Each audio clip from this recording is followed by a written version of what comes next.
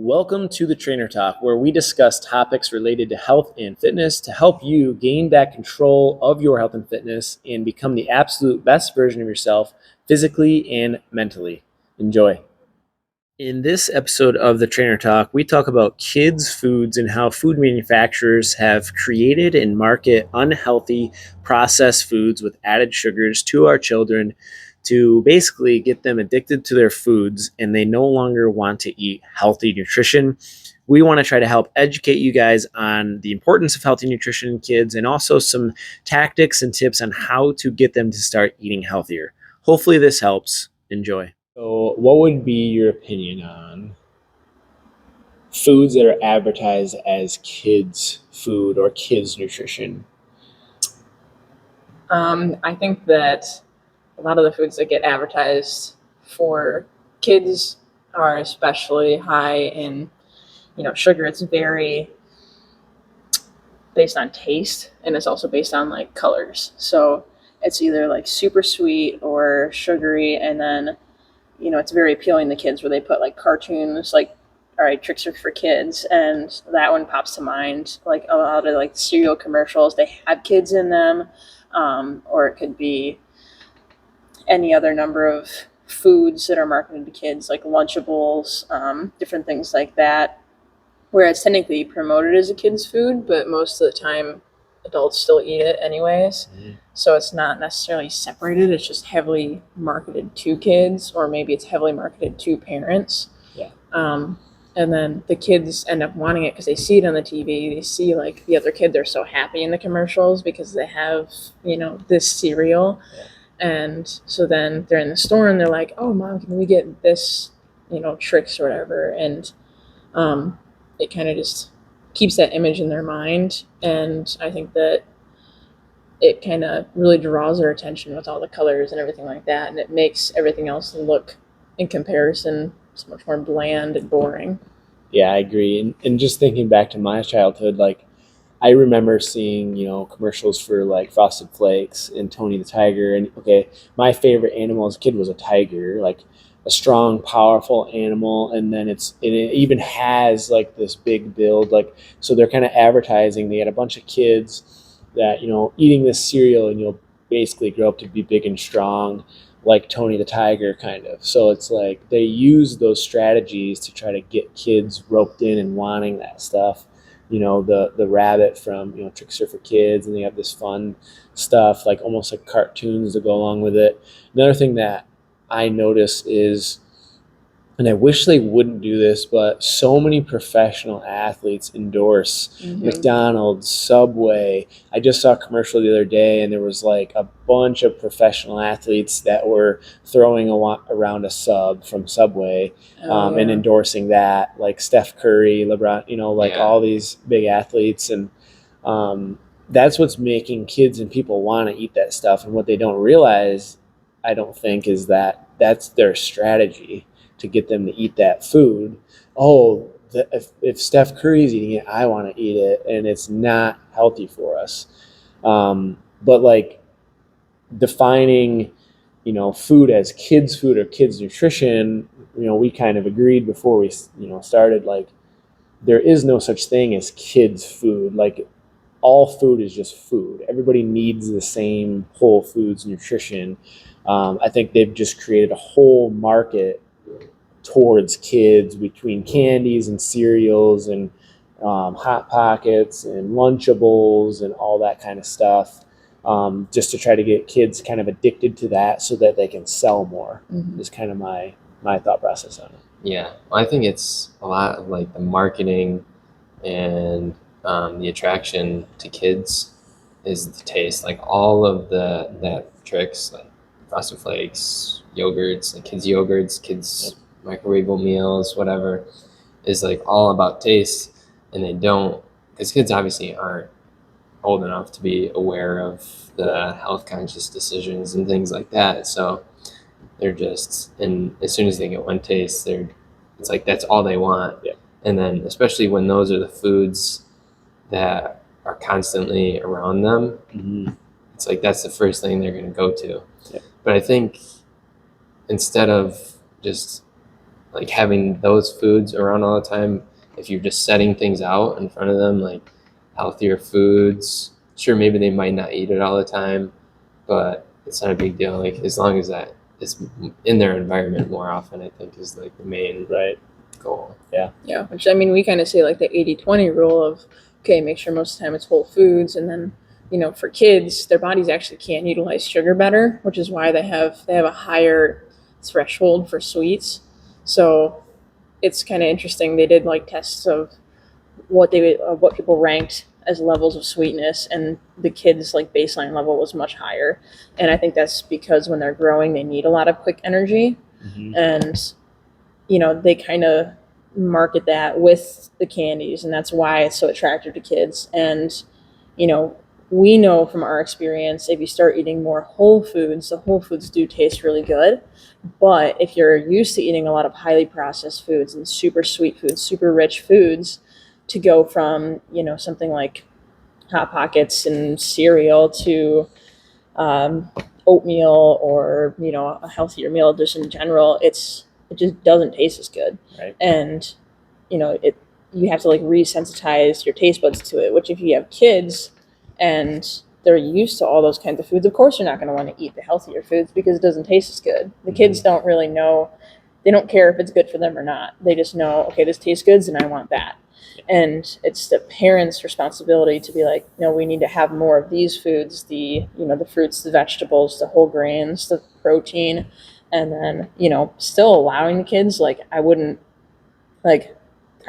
completely keep my kids away from the cereals, or maybe it's like a once a week thing, like, Yeah. okay, on a Saturday morning we can have cereal for breakfast, or like pancakes, or something that's not really the best nutrition wise, but not completely restricting that from the kids, because then later in life it might actually rebound, because then they get the rebellious stage of, oh, I can go out and do whatever I want, and I can have ice cream 3 times a day if I really want to. Mm-hmm. And by having it, teaching them, okay, you can have these things in moderation. Right. Having those habits built in early on, I think, is definitely important. Yeah. I just kind of think, like, if you think way back, I feel like, desserts, cakes, all that kind of stuff was kind of saved for certain celebrations or holidays. And now there's so many foods that are so similar to, desserts, candies, even some of the meals that are considered, healthy meals are really no better than eating some kind of dessert, really. Like cereal, it's basically just sugar with added vitamins. I mean, it's no different than a cake, but infused with vitamins, enriched with vitamins. Pancakes, muffins, there's so many different things that kids are having for breakfast. And even I had it when I was in school, and I would literally fall asleep every single first hour in high school because I'd have a big old bowl of sugar right before I went to school, and then I'd pass out from it. And I got no protein, I got no nutrition really, other than the little bit of added vitamins in there. So we don't realize that we're basically giving our kids desserts almost every single day. And on top of that, for celebrations and holidays, birthdays, things like that, they're getting even more candies and desserts. Think about like Halloween, Christmas, Easter, everything's built around treats and candies. And then on top of that, we're letting our kids have that stuff on a weekly basis. So the nutrition that kids are getting is just so poor. And I think that's creating a lot more obesity in kids. Kids are, there's way more cases of like ADD and ADHD from so much sugar, preservatives, and then color dyes is a big thing.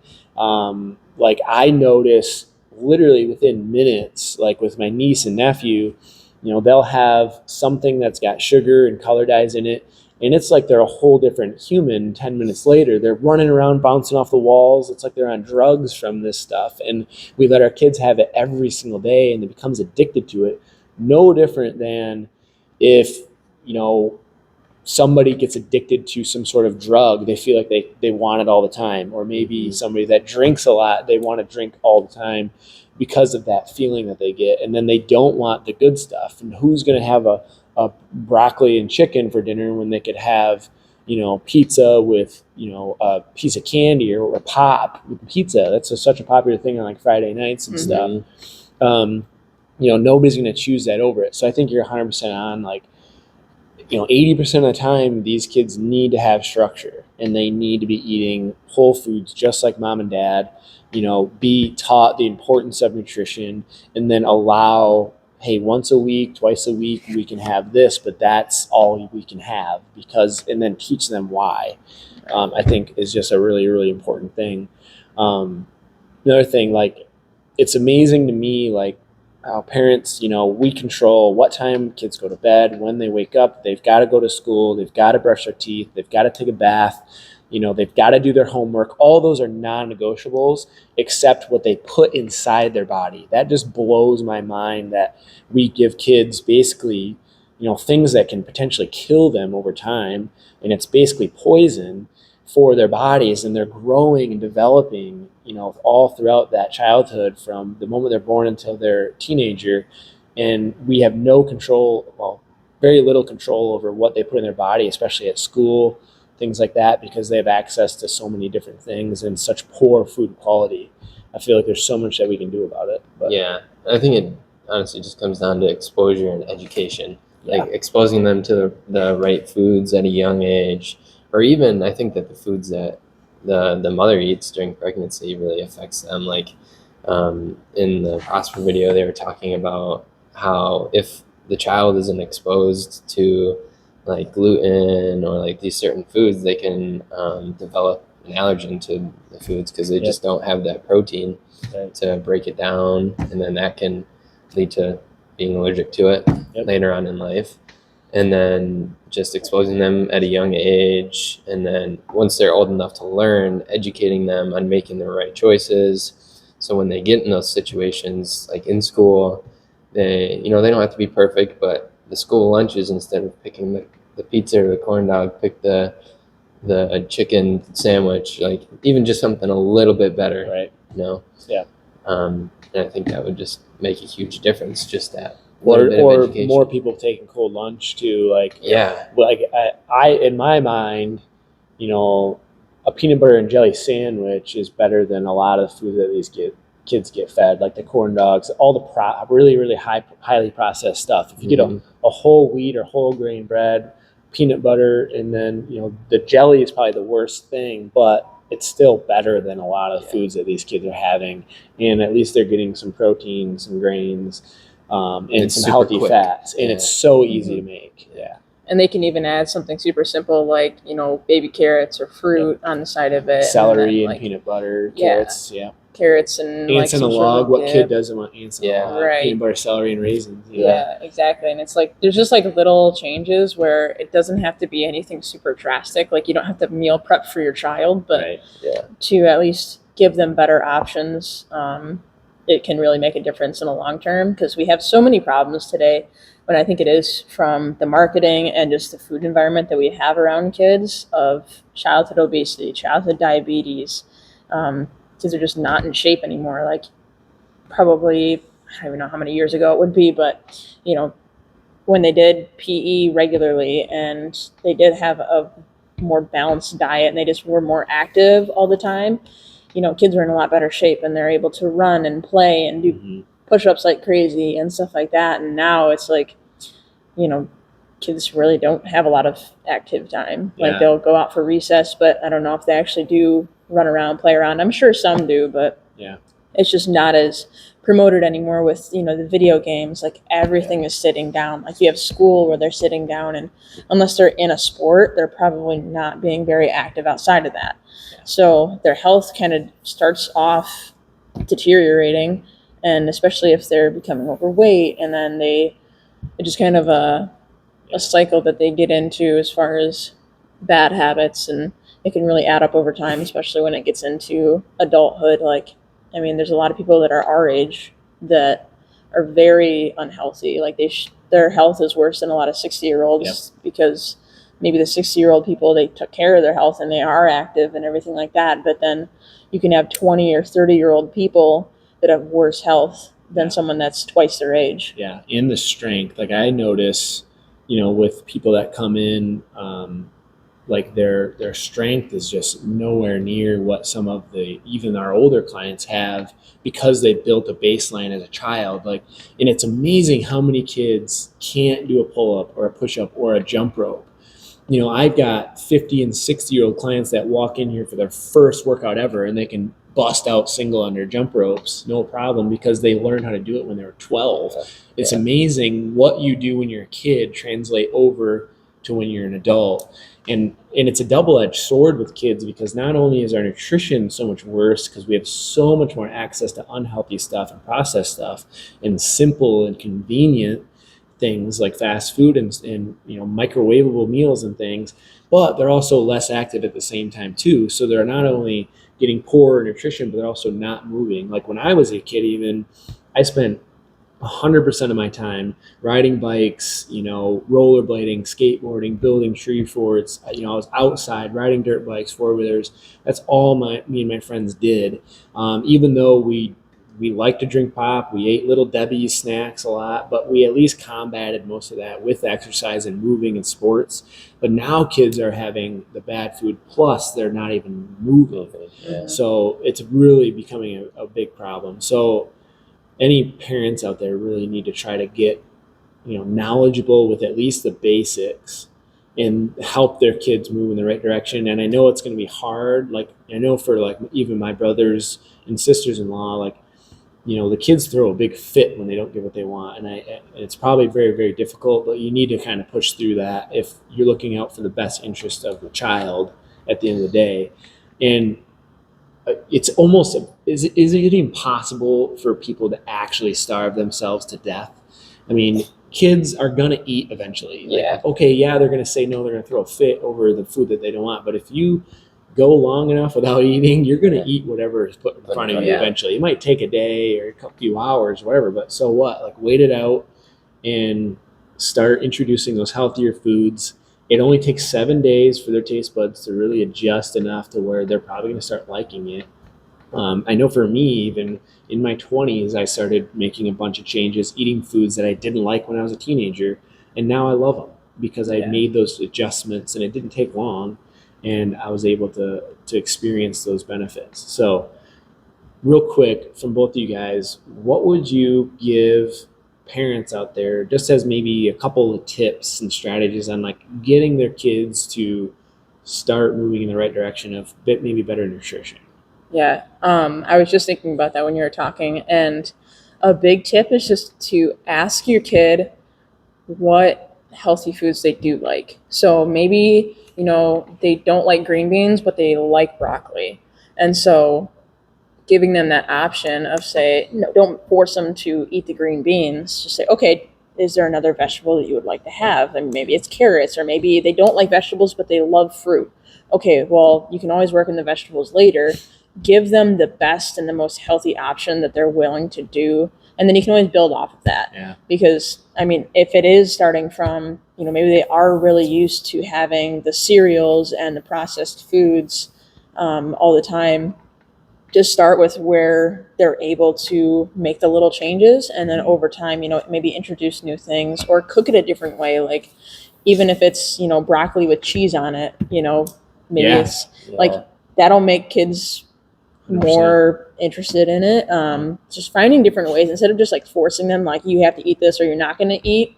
I mean, obviously once they get hungry enough, they'll eat it, but like finding a way to either make it fun for them, like have them cook with you. That's a big thing. Like when I was a kid, my parents always taught me how to cook, and my grandma and everything like that. So it helped me later in life because I know how to cook and make a healthy meal. And just getting them interested in that from the beginning, showing them what you do, leading by example is huge. Like it's hard to make a kid do something and then you go do something completely different. So those are probably like the biggest tips, is just to find what they're already interested in or are willing to eat, and then just being the positive role model with it. Right. And another, just to second that, another really powerful tip is if you ask a child or even an adult for that matter, hey, do you want this? They have the option to say no. Whereas if you say, hey, would you rather have this or this, give them an A, B option, then they're way more likely to choose one of them. So you could just say, hey, do you want green beans or broccoli? And then they can choose one of those options rather than saying, hey, do you want broccoli for dinner? They're most likely to be like, no, I don't want that. So if you say, hey, would you want this or this? In my mind, I get to choose, and so I'm just going to choose which one I'd rather have. Is another powerful way to do that. So you can give them kind of two options for their proteins, their carbs, their fats, their vegetables. That way they can kind of pick what they want. Mm. So you were talking about cooking the meals and learning how to cook, right? Yeah. And so I heard a good rule in one of the videos, 6 by 16. So learning how to cook 6 meals, 6 healthy, nutritious meals by the age of 16. So as you go off on your own and you're starting to make your own decisions and cooking your own food, you have those 6 meals to go back to, whether that's like you switch them up all the time. And obviously you're probably going to learn more as you go. But like my first year in my own apartment in Saginaw, going to school, I probably had about 4 or 5, maybe 6 meals that I just ate like constantly. And it was easy because I just go back to it. I'd get the same groceries every week and it'd be the same thing. But I mean, I was fine with that. Yeah. And then I guess a couple tips would be planting the seed early of healthy food choices at a young age, and then just setting a good example. Yeah. Like if they see you going to McDonald's all the time and ordering a cheeseburger, that's what they know, and that's what they're going to do, and they're just going to tag along with you. But if they see you, getting in the kitchen, buying fruits and vegetables and produce from the supermarket or your farmer's market, and cooking for half hour to an hour, like making these good nutritious meals, that's what they know, that's what they're used to, and that's what they're going to do as they grow up. And so also just like exposing them to activity, getting outdoors as a family, exposing them to sports. I would say that's where a lot of my education at a younger age came from about exercise and nutrition. It was just from like coaches. Like, just getting in the habit of going to practice and doing workouts and be like, okay, make sure you're getting enough food, make sure you're eating your fruits and vegetables, eat healthy foods so that help prepare you for our next practice, recover properly. Like those were just things that I was exposed to at a young age. So I think that helped a lot. For sure. I agree. And just to second that, so from when you're a toddler until you're about 13, you pretty much live up, like you idolize your parents. And like for me, I idolized my mom and dad. And so whatever they did, I would like to do, so definitely lead by example. And then for those teenagers, and a lot of parents will probably shake their heads, they don't listen to their parents. They don't want anything to do with them from about 14 to 18. So something that parents could do is find out who their kid looks up to and idolizes. It could be a famous person, an athlete, it could be a coach, and explain to them like, hey, they didn't get to where they are by, they worked out, they exercised, they eat healthy. If you want to be similar to them, here's what you need to do, and plant that seed. Like for me, I started lifting when I was 16. So I started following a lot of bodybuilders and looking at what they were doing, and then I started mimicking that. So throughout college, guess what I ate? Chicken, broccoli, potatoes, chicken, broccoli, rice. Every single day for lunch and dinner. I had oatmeal at work. I had a bunch of eggs. I just copied what they did. So if you can find people that maybe your kid idolizes or looks up to, if it's not you, at least explain to them like, hey, those professional athletes don't eat cereals and Twinkies and stuff like that. They actually have, they have personal trainers, they're working out every day, and they have a nutritionist, they're eating clean. That's how they get to that level. And I think that's especially important for kids that are the juniors, seniors in college that want to play a sport at a high level. That's the difference between, a college athlete and not a college athlete, or a varsity athlete and a JV athlete is they are a really good star athlete and not a star athlete, is they're putting in that extra work of training and eating healthier compared to not. And that's how they get to that level. And I think we're already seeing that in a lot of the athletes that are coming here. you can tell the difference between the ones that are excelling and staying stagnant is they're putting in that extra work and they're focusing on those things like their nutrition and stuff outside of just the sport itself. And that's why we're focusing so hard on the kids fit camps, the athletic training camps. We just did the body scans so we can see muscle growth in these kids, and we gave them nutrition plan with options of foods to choose from with the little plate, so they have a little bit of a guidance on some better food choices and about how much to have, things like that. So thanks again for tuning in to the Trainer Talk. If you are ready to gain back control of your health and fitness, we would love to sit down and chat with you to see if we can put together a plan for you. All you have to do is head to TaylorHutchinsonFitness.net and book a free consult. Again, make sure you like and subscribe if you like the video, and hopefully we'll see you soon.